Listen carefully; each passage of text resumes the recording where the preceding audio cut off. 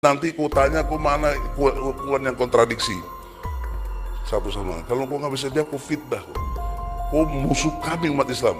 Ku bunuh pun nggak apa-apa kau. Kalau kau menghina Islam, menghina Al-Quran. Ini debat akademik, Udah, Profesor. enggak. Ini giliran saya. Enggak, saya punya Tadi hak dia untuk- ngomong, kau diam loh.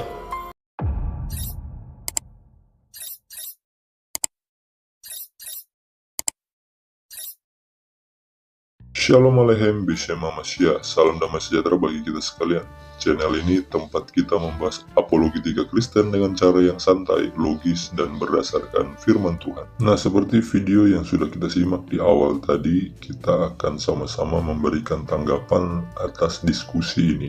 Tetapi kita berharap kita boleh mengerti terlebih dahulu konteks daripada diskusi ini, sehingga kita boleh dapat mengerti nantinya.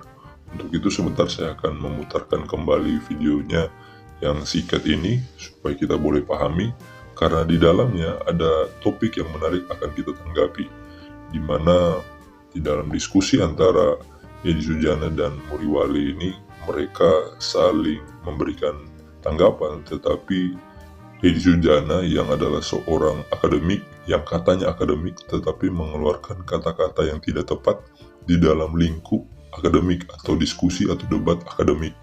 Nah, untuk itu mari kita simak bersama-sama sehingga kita boleh memahami apa yang mereka perdebatkan. Mari bersama-sama kita simak sampai selesai. Nanti ku tanya ku mana kuan yang kontradiksi satu sama lain. Kalau kau nggak bisa jawab, ku fitnah kau. Kau musuh kami umat Islam. Ku bunuh pun nggak apa-apa kau. Kalau kau menghina Islam, menghina Al-Quran. Ini debat akademik, Udah, Profesor. enggak. Ini giliran saya. Saya punya Tadi hak dia untuk- ngomong, kau diam loh. Enggak, jangan Diam. begitu. Ini debat akademik, enggak boleh seperti Debat itu. akademik, maka aku bertanya. Ya. Satu tunjukkan ayat Iya, yang kau bilang kontradiksi. tapi Anda sudah bicara membunuh, itu kan enggak boleh. Enggak. Mana boleh seperti Kalau itu. dia nggak bisa buktikan, Ditarik jangan fitnah. Ditarik Kalau dia minta pernyataannya. maaf, maafin gitu loh. Oke. Itu Islam. Anda kurang jelas tadi itu apa yang dia maksud itu semua melibatkan interpretasi. Kalau kami mau sebagai orang Kristen mencari-cari begitu saja kontradiksi Al-Quran, Ya. itu mudah didapatkan, tapi Oke. itu interpretasi yang menurut Kristen yang Anda tidak terima begitu. Jadi ini masalah interpretasi, bukan masalah menghina. Bunda.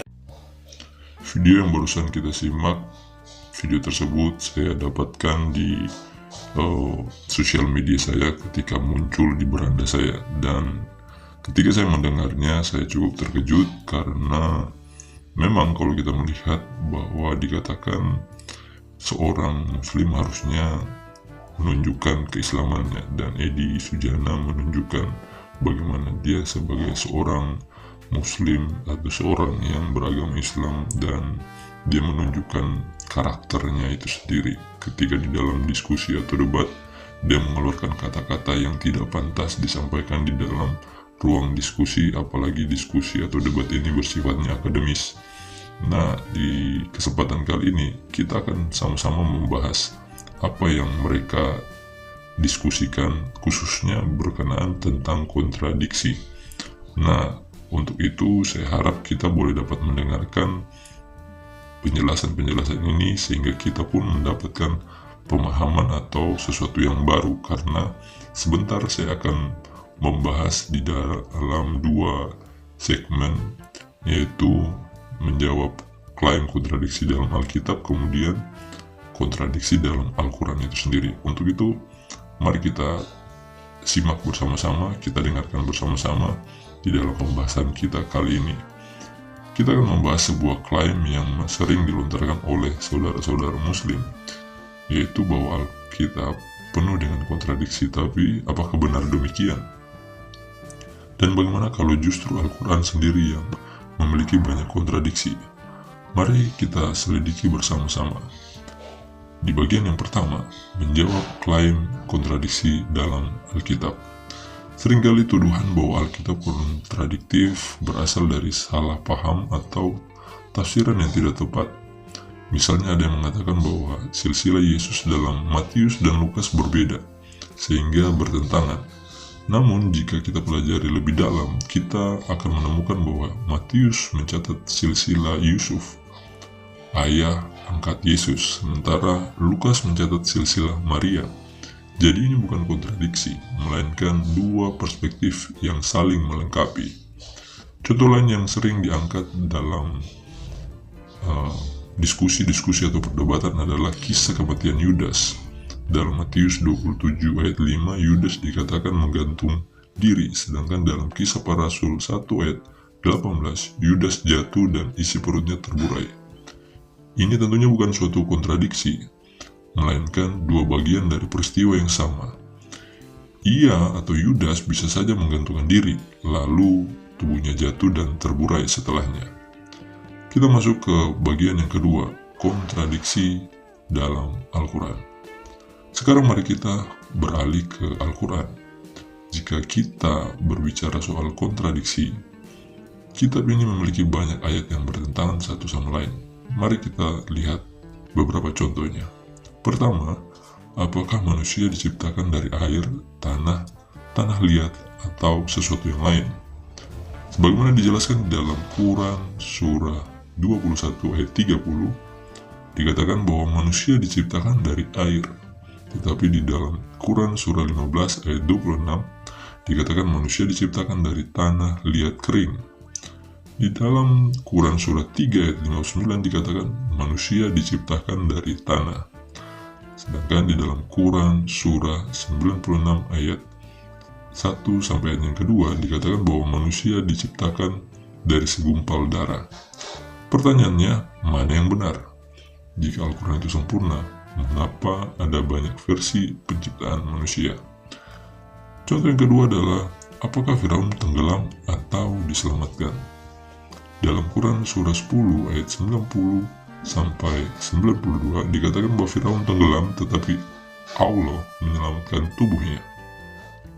Sedangkan di dalam Quran surah 28 ayat 40 dikatakan bahwa Firaun dan tentaranya ditenggelamkan tanpa ada indikasi tubuhnya diselamatkan.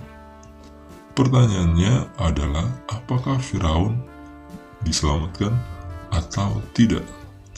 Yang ketiga, apakah Allah mengubah keputusannya? Di dalam Quran surah 6 ayatnya yang ke-34 dan Quran surah 10 ayat 64 dikatakan bahwa Allah tidak mengubah firman-Nya, tetapi di dalam Quran surah 2 ayat 106 dan Quran surah 16 ayat 101, Allah bisa mengganti ayat dengan yang lebih baik atau serupa. Kalau firman Allah itu tidak berubah, mengapa ada ayat yang dibatalkan atau diganti? Saudara-saudara, setelah kita melihat semuanya ini, kita bisa menyimpulkan bahwa tuduhan Alkitab kontradiktif sebenarnya berasal dari ketidaktahuan atau kesalahpahaman. Tetapi justru kita melihat di dalam Al-Quran itu sendiri memiliki banyak hal-hal yang terlihat seperti kontradiksi, dan secara jelas ini sulit dijelaskan. Jadi, jangan takut kalau ada yang menyerang iman kita. Selidikilah firman Tuhan, pelajarilah dengan baik, dan kita akan semakin yakin bahwa Alkitab adalah kebenaran sejati yang tak tergoyahkan. Terima kasih sudah menonton. Jika video ini memberkati kalian, jangan lupa like, share, dan subscribe agar semakin banyak orang mengenal kebenaran. Sampai jumpa di video berikutnya. Tuhan Yesus memberkati. Salam murid Kristus.